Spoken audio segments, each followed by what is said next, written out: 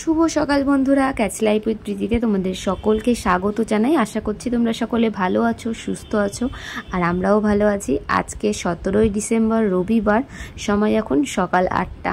অন্যান্য রবিবারের তুলনায় আজকে একটু তাড়াতাড়ি ঘুম থেকে উঠে গেছি, কারণ হচ্ছে এই বাসন। গতকাল রাত্রে জল এত পরিমাণে ঠান্ডা লাগছিল, মনে হচ্ছে যেন বাসনগুলো এখন আর মাজতে পারবো না। তো যে কারণে বাসন কোসন সব রেখে দিয়েছিলাম, আর আজকে সকালবেলা হতেই আমি উঠে গেছি, কারণ এই বাসন কোসন মাজতে প্রচুর সময় লেগে যাবে। অন্যান্য রবিবারের মতো যদি সময় লাগাই ঘুম থেকে উঠতে, তাহলে কোনো কাজই হবে না। তো সেই জন্য তাড়াতাড়ি ঘুম থেকে উঠে গিয়ে বাসন কোসন মেজে নিয়ে ভাবছি রান্নারও কিছু জোগাড় এগিয়ে রাখবো, কেননা আজকে দিদিদেরকে আসতে বলেছিলাম। আমাদের কি হয়, রবিবার দিন কোনো রবিবারে আমরা দিদিদের ঘরে যাই, আবার কোনো রবিবারে দিদিরা আমাদের ঘরে আসে। তো সত্যি কথা বলতে আমরা যে কোনো টাইম যেতে পারি দিদিদের ঘরে, কারণ ছেলেকে এখনও স্কুলে ভর্তি করায়নি। তো আমাদের ইচ্ছা হলে আমরা যেতে পারি, কিন্তু দিদিরা আসতে পারে না, কারণ ওদের সময় হয় না। মানুষ স্কুল থাকে, দিনের বেলা তো হয়ই না, আর রাত্রের বেলাও হয়ে ওঠে।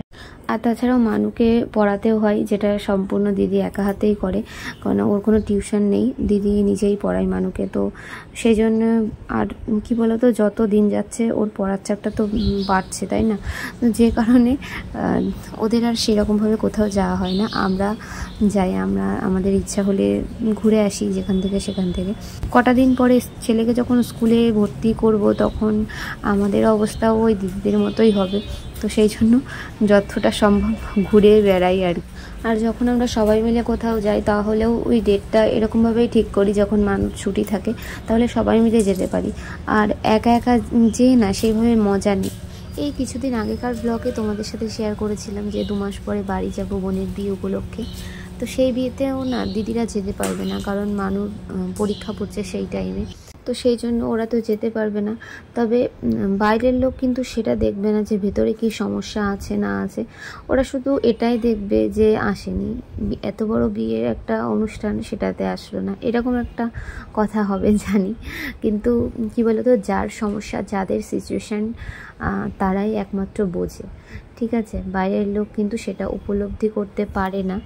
তো এই কথাগুলো বলছি একটা কারণেই, দেখবে কিছু কিছু মানুষ আছে যারা নিজের সংসারে কি হচ্ছে না হচ্ছে তার থেকে অন্যের সংসারে কি হচ্ছে না হচ্ছে সেই ব্যাপারে বেশি আগ্রহী হয়ে ওঠে। যারা আমার ভিডিও অনেক দিন থেকে দেখো, তারা ঠিক জেনে থাকবে যে আমরা 2 বোন একই ঘরে বিয়ে হচ্ছে আমাদের। তো দিদির যেমন অ্যারেঞ্জ ম্যারেজ হয়, ঠিক তার 6 বছর পরে আমার লাভ ম্যারেজ হয় একই বাড়িতে। তো সবাই তখন বলেছিল একটাই কথা, যে একই বাড়িতে 2 মেয়ের বিয়ে দিও না, গন্ডগোল হবে, অশান্তি হবে, এরকম অনেকেই বলেছিল। কেউ কেউ তো এমন কথাও বলেছিল যে ওই মেয়ে খুব মুখোরা, সংসার করতে পারবে না। কেউ কেউ মুচকিও হেসেছিল, হোক বিয়ে, পরে বুঝবে ঠেলা।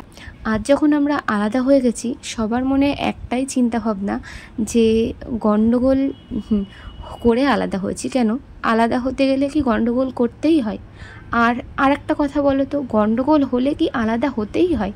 তাহলে অশান্তি গন্ডগোল কার মধ্যে হয় না বলো তো? স্বামী স্ত্রীর মধ্যেও অশান্তি হয়, আবার বাবা মায়ের সাথে বাচ্চাদেরও অশান্তি হয়। তাহলে তারা কি আলাদা থাকে বলো তো? আমি তোমাদের আগের ভিডিওতেই বলেছি, আমরা কেবল আলাদা থাকছি, আলাদা হয়ে যায়নি, আর মন থেকে তো নাই। আর তাছাড়া আজকে আলাদা থাকছি, ভবিষ্যতে যে এক জায়গায় থাকবো না, এর গ্যারান্টি তো তোমরা নিতে পারো না, তাই না? আর আমাদের মধ্যে কি কথাবার্তা হয়েছে, কি কারণে আমরা আলাদা থাকছি, সেটাও তোমরা জানো না। তাই বলি কি, শুধু শুধু অন্যের বিষয় নিয়ে এতটা মাথা না ঘামালেও চলবে, আমাদের বিষয় আমরা ঠিক বুঝে নেব। এতক্ষণ গল্পের ছলে অনেকটা কাজ শেয়ার করে ফেললাম তোমাদের সাথে। ঘর ঝাড় দেওয়া, মোছা সমস্ত কিছু কমপ্লিট। আর এখন কেটে রাখলাম মূলো শাক। এর মধ্যে হাজব্যান্ডও ঘুম থেকে উঠে গেছিলো, বললো চা দাও। তো সেই জন্য ওর জন্য চা বসিয়ে আমি বললাম যে ছেলের জন্য তো কিছু বানাতে হবে, কারণ ছেলেও ঘুম থেকে উঠে গেছে। তো সেই জন্য ওর জন্য একটা অমলেট বানিয়ে নিচ্ছি, দেখো সুন্দর করে। প্রায় অনেকক্ষণ পরে আসলাম, তারপরে স্নান করে ঠাকুরের পুজোটাও সেরে নিয়েছি, আর তারপরে রান্নাঘরে চলে এসেছি।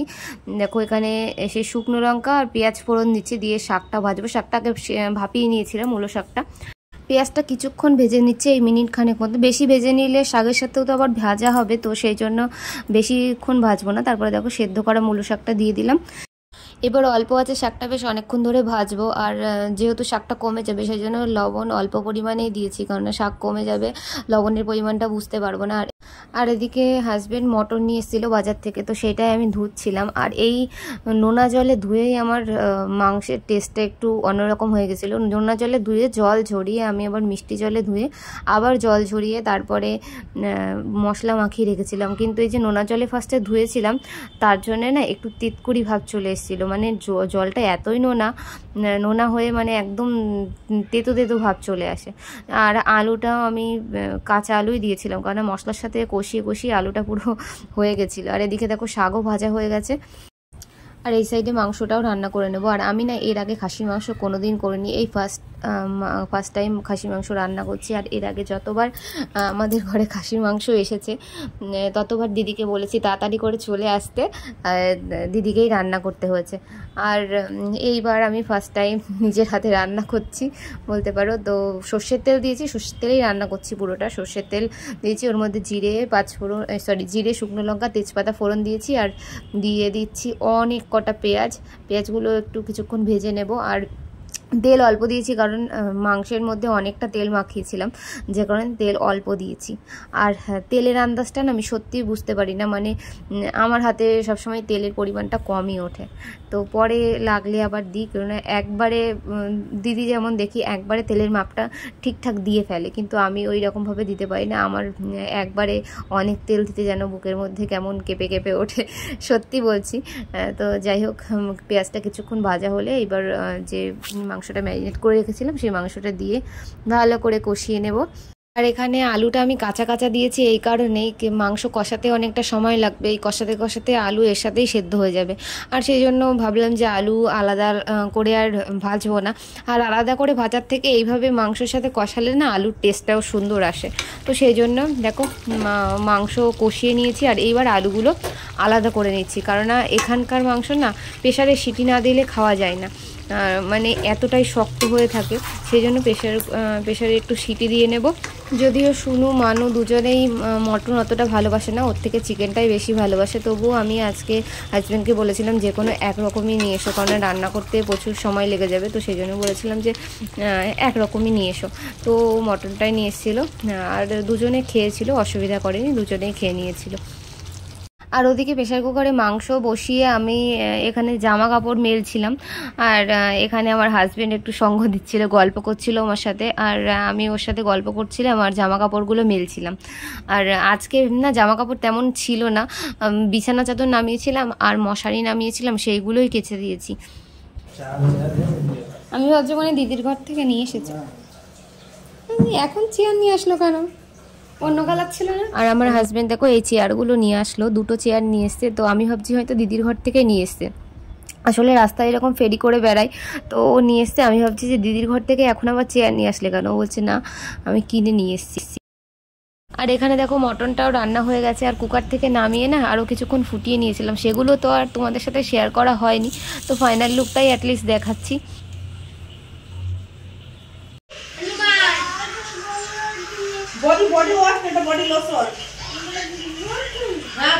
বডি লোশন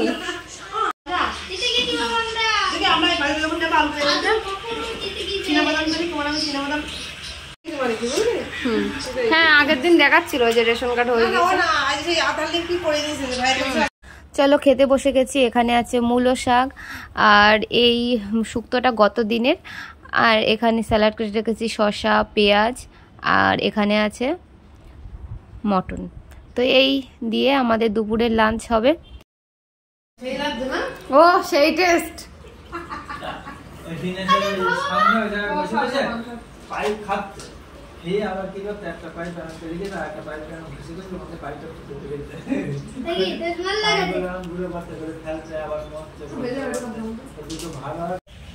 শুভ সন্ধ্যা বন্ধুরা, সময় এখন 7:05। সকাল থেকে তো সেই রকমভাবে কথা বলার সময় হয়নি এরকম সশরীরে। তো সকাল থেকে কোনো সময় ফোনটা আমার কাছে ছিল না, ভিডিও ক্লিপিং করতে পারিনি, কোনো সময় ভিডিও করেছি অতি তাড়াহুড়োতে। তো সেই জন্য এরকম সশরীরে কথা বলার সময় হয়নি। এখন ফ্রি আছি, ভাবলাম যে তোমাদের সাথে একটুখানি কথা বলে নিই। আর এখন সন্ধে 7:05 বললাম। দিদিরা যাওয়ার পরে ছেলেকে ঘুম পাড়িয়ে নিজেই ঘুমিয়ে গেছিলাম। তো হঠাৎ ঘুম ভেঙে দেখি সন্ধ্যা লেগে গেছে, তো সন্ধ্যা দিয়ে দিলাম। আর তারপরে একটু কিছুটা কাজ এগিয়ে রাখছিলাম। কি কাজ এগোচ্ছিলাম সেটা তোমাদের সাথে শেয়ার করি, চলো। এই দেখো মটরশুঁটিগুলো ছাড়িয়ে রাখলাম। ফ্রিজের মধ্যে যদিও থাকে, মটরশুঁটিগুলো ছাড়িয়ে রাখলে না বেশি ভালো হয়, কারণ কিছুতে যদি জল পাওয়া থাকে একটা দুটো মটরের দানায়, তো সে তার থেকে পৌঁছে মটরশুঁটির দানাগুলোই নষ্ট হয়ে যাবে। তো সেই জন্য ভাবলাম যে সময় আছে ছাড়িয়ে রাখি। আর এমনিতেও যেগুলো অতিরিক্ত পরিপূর্ণ খুব বেশি দিন থাকলে ওইগুলোতে কল বেরিয়ে যায়, তো ছাড়িয়ে রাখলেও খুব বেশি দিন থাকে না। হ্যাঁ, ফ্রিজারে রাখলে থাকবে, তবে ফ্রিজারে আমি রাখি না, কারণ 2-3 দিনই হবে আমার ব্যবহার করলে। তো সেই জন্যে মটরশুঁটিগুলো ছাড়িয়ে রাখলাম। আর এখন হাজব্যান্ডকে ডেকে দেবো, কারণ ও দোকানে যাবে, চা করবো, ওকে ডেকে দেবো। আর রান্নাবান্না যা করেছি সবই আছে, চিকেন আছে, মটন বানিয়েছিলাম, মটন আছে, আর শাকও আছে, একটু ভাতও আছে, করা লাগবে না। ভাবলাম যে ছেলেকে একটু রুটি খাওয়াবো, তো ছেলের জন্য একটু রুটি করব, ব্যাস, আর কিছু করা লাগবে না। তো এই যে দেখো চা করছি হাজবেন্ডের জন্যে।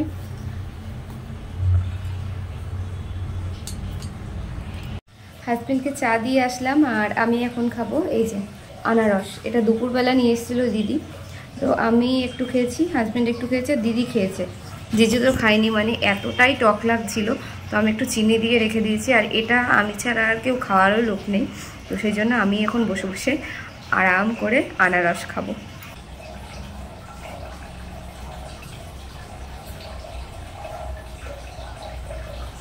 চিনিটা মাখিয়ে রেখে বেশ ভালো লাগছে, মানে দুপুরবেলা যে টক ভাবটা ছিল না, সেই টক ভাবটা মানে একদমই নেই। আর টক লাগলেও, টক হোক মিষ্টি হোক, আমার সমস্ত রকম ফল খেতে বেশ ভালোই লাগে, তো আমার তো কোনো সমস্যাই নেই এই সমস্ত খেতে। দেখতে দেখতে রাত 9টা বেজে গেল। ছেলে সবে মাত্র ঘুম থেকে উঠলো, তো ওকে খাওয়াবো বলে এক সাইডে দেখো মটন গরম করতে বসিয়েছি, আর এক সাইডে বানাচ্ছি মটরশুঁটির কচুরি। মটরশুঁটিগুলো সেদ্ধ করে রেখেছিলাম, ভেবেছিলাম যে পরোটা বানিয়ে দেব, তো ও বলছে কি মা আমি লুচি খাবো, সেই জন্য মটরশুঁটির পুরটা দিয়ে এখন লুচি বানাচ্ছি। আর দেখো কি সুন্দর ফুলেছিল।